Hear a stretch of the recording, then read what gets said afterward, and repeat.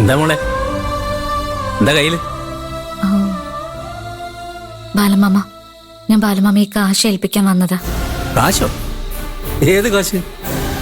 എനിക്ക് തരാനായിട്ട് ബാലമാമ പലിശക്കാരി അനമ്മച്ചി ഏൽപ്പിച്ച പൈസ ഇല്ലേ, 10 ലക്ഷം രൂപ. അന്നമ്മയുടെ അടുത്തോ?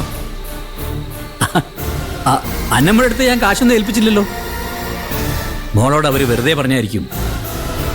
ആ ശരിയാ, മോക്ക് തരാൻ അന്നമ്മയുടെ കയ്യിൽ കാശ് ഏൽപ്പിക്കേണ്ട കാര്യമൊന്നും ഇല്ലല്ലോ. മോടെ കയ്യിൽ തന്നെ തന്നാ പോരെ.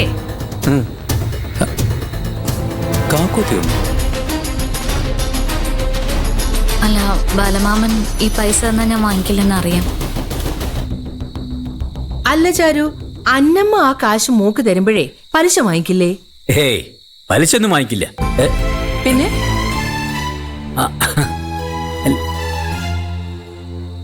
അല്ല, കല്യാണമായിട്ട് നിനക്കൊരു ഉപകാരം ആയിക്കോട്ടെ എന്ന് വെച്ച് അന്നമ്മയെ കൊണ്ട് ഞാൻ കൊടുപ്പിച്ചതാ. ഓ അങ്ങനെ. ആ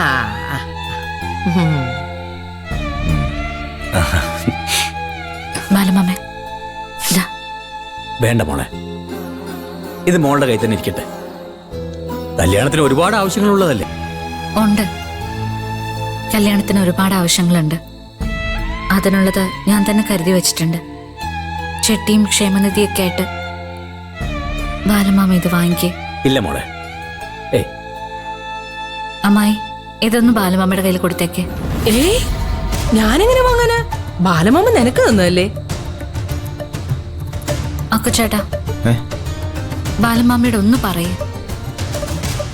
അച്ഛനൊരു കാര്യം തീരുമാനിച്ചാൽ നിനക്കറിയാലോ, പിന്നെ എന്ത് ചെയ്യാൻ പറ്റും, അല്ലേ ചേട്ടാ? അതെ. മോളെ, ഞാൻ നിന്നെ സഹായിക്കാനാണ് ഈ കാശ് തന്നെന്ന് പറഞ്ഞെങ്കിലും ഇത് നിനക്കും കൂടി അവകാശപ്പെട്ട കാശാണ്. അതെ, മോൾ ഈ വീട്ടിലേക്ക് വരാൻ പോവല്ലേ, അപ്പൊ മോക്കൂടെ അവകാശപ്പെട്ടത് തന്നെ. അങ്ങനെയല്ല. ഇത് ഞാൻ എന്റെ പെൻഷനെന്നോ PF ഒന്നും എടുത്തതല്ല. നിനക്ക് കൂടി അവകാശപ്പെട്ട പറമ്പിലെയും പാടത്തെയും ആദായത്തിൽ നിന്നും വർഷാവർഷം സേവ് ചെയ്ത് വെച്ച കാശാ. നിനക്കൊരു കല്യാണമാവുമ്പോ അത് തരാൻ വേണ്ടി വെച്ചതാ. അയ്യോ, അങ്ങനെയുള്ള കാശാണെങ്കിൽ ഞങ്ങള് തിരിച്ചു പഠിക്കുന്നത് ശരിയല്ല മോളെ.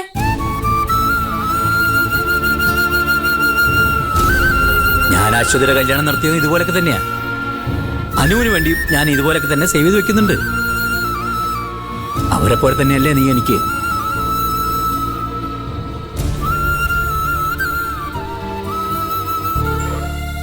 അതെ ബാലമാമ, പക്ഷേ ഞാൻ കല്യാണം കഴിഞ്ഞ് വരുമ്പോ എവിടേക്ക് ഞാൻ എന്തെങ്കിലും കൊണ്ടുവരുന്നുണ്ടെങ്കിൽ അത് ഞാൻ സ്വന്തമായിട്ട് ഉണ്ടാക്കിയതായിരിക്കണം. സമ്മതിച്ചു മോളെ, നിന്നെ എനിക്കറിയാലോ. പക്ഷേ ഈ കാശ് നിനക്ക് വേണ്ടി മാത്രം മാറ്റി വെച്ചതാ. ബാലമാമയുടെ സന്തോഷത്തിന് വേണ്ടി മോളെ ഈ കാശ് കൊണ്ടുപോകണം. ബാലമാമ, മാമനത് വാങ്ങിക്കാതിരുന്നു കഴിഞ്ഞാ എനിക്കൊരു സമാധാനം ഉണ്ടാവില്ല. ഞാനിത് വാങ്ങിക്കഴിഞ്ഞാ മോൾക്ക് എന്നോട് അകൽച്ചയുണ്ടെന്നല്ലേ ബാലമാമയ്ക്ക് തോന്നുക? പിന്നെ എനിക്ക് ഉറങ്ങാൻ പറ്റുമോ? അയ്യോ ബാലമാമ, അങ്ങനെയൊന്നും പറയരുത്. ഞാൻ ബാലമാമ ഒരിക്കലും വിഷമിപ്പിക്കില്ല. എന്നാ പിന്നെ മോളിത് കൊണ്ടുപോകണം.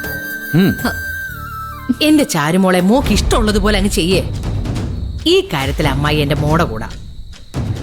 അല്ല, എനിക്ക് പറയാലോ, എന്റെ മരുമോള്, അയ്യോ അല്ല, എന്റെ മോളെ അന്തസ്സുള്ളവളാണെന്ന് അല്ലേ?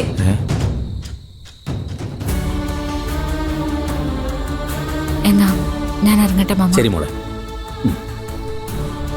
അമ്മായി,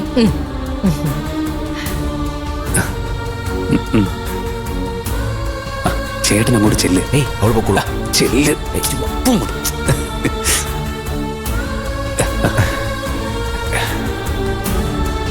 ചാരു, ഞാൻ റോഡ് വരെ കൊണ്ടുവിടാം.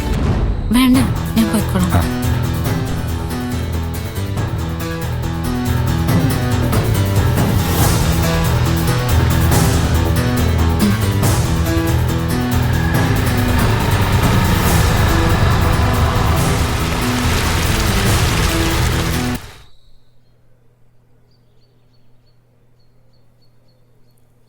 സ്വന്തം കാര്യങ്ങൾ പോലും മാറ്റിവെച്ച് മറ്റുള്ളവരുടെ കാര്യങ്ങൾ ഏറ്റെടുത്ത് അവർക്ക് നല്ലത് ചെയ്യുക.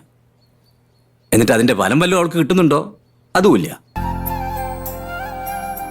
അനിയത്തി കല്യാണിക്ക് വേണ്ടിയല്ലേ ബാബക്കുട്ടനായുള്ള കല്യാണത്തിന് പോലും അവൾ സമ്മതിച്ചത്. അത് നടന്നില്ല എന്നൊരു ഭാഗ്യം അവൾക്ക് കിട്ടി. അച്ഛാ, അതിപ്പോ കാക്കോത്തിയോടെ വരുമ്പോ എല്ലാ സങ്കടവും മാറില്ലേ? ഇവിടെ വന്നാലും അവൾ മനസ്സിൽ തീരുമാനിച്ചുറപ്പിച്ച ചില കാര്യങ്ങളുണ്ട്. അത് അവൾ ചെയ്യും. ശാന്തപ്പന്റെയും ആ സ്ത്രീയുടെയും പിന്നെ കല്യാണിയുടെയും ഒരു കാര്യത്തിലും ബുദ്ധിമുട്ട് വരാതെ അവൾ നോക്കും. അതിനുവേണ്ടി അവൾ കച്ചവടത്തിന് വരെ പോകും. പിന്നെ ഇപ്പൊ കല്യാണ ചെലവിന് വേണ്ടി കടം മേടിച്ചിട്ടുണ്ടാവും പാവം. അതും വീട്ടണ്ടേ. അവൾക്ക് ഇത്തിരി ഭാരം കുറഞ്ഞോട്ടെന്ന് കരുതിയാ ഞാൻ ആ കാശ് കൊടുക്കാൻ തീരുമാനിച്ചത്. അച്ഛൻ ചാരുവിന് കൊടുത്ത കാശ് തിരിച്ചു വാങ്ങായിരുന്നില്ലേ? എന്തെങ്കിലും ഒരു ബുദ്ധിമുട്ട് വന്നാ അവളത് എടുക്കട്ടെ എന്ന് മനസ്സിലൊരു പ്രതീക്ഷ വെച്ചുകൊണ്ടാ ഞാനത് വാങ്ങായിരുന്നു. ബാല, നിന്റെ ചോര തന്നെയല്ലേ ചാരുമോക്കും. നിനക്കും ഇതേ സ്വഭാവം തന്നെ. ആ പാരമ്പര്യം അവക്കും ഉണ്ടാവില്ലേ? ചാരുവിനെ കിട്ടിയത് അരവിന്ദന്റെ ഭാഗ്യ. അവളെ കൊണ്ടൊരു നല്ല ജീവിതം ഉണ്ടാവുന്നത് അവനായിരിക്കും. അല്ലേ ഗോവിന്ദ? ആ,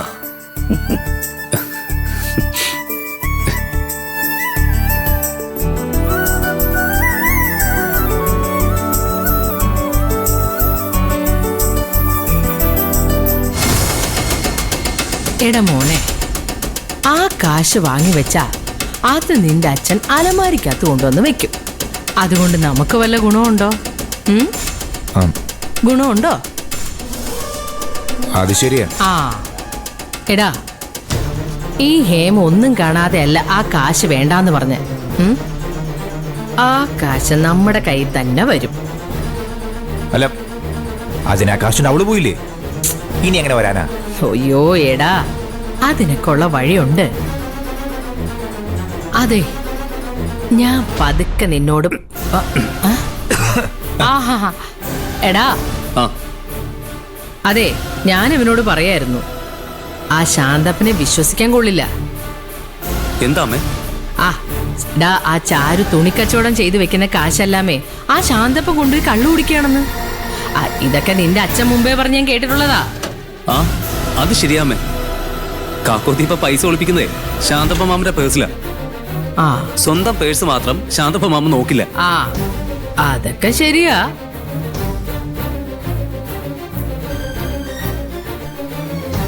ഇപ്പൊ അവള് കൊണ്ടുപോയിരിക്കുന്നതേ നിസ്സാര തുകയല്ലല്ലോ, 10 ലക്ഷമാ.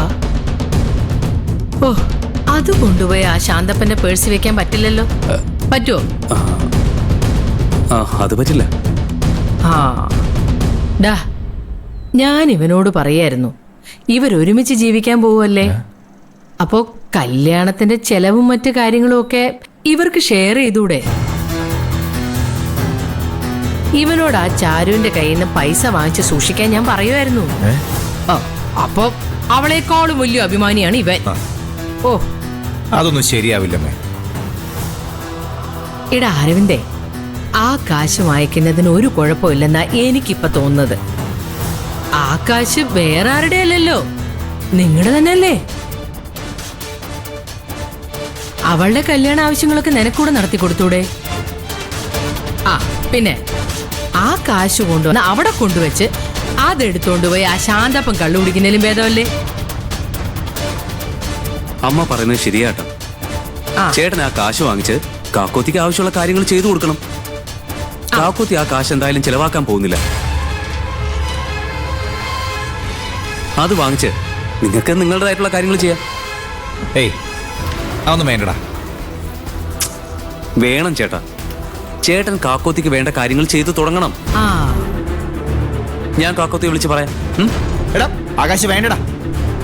ചേട്ടൻ ഒന്നും പറയണ്ട, എല്ലാം ഞാൻ നോക്കിക്കോളാം. കേട്ടോ? ശേ, മോശമായി. കണ്ടോടാ, ഇങ്ങനെ വേണം കാര്യങ്ങൾ നടത്തിയെടുക്കാൻ. ആ പഠിച്ചു വെച്ചോ, ഇനി ആവശ്യങ്ങൾ വരും. എന്റെ അമ്മേ, സമ്മതിച്ചു. സമ്മതിച്ചേ പറ്റൂ.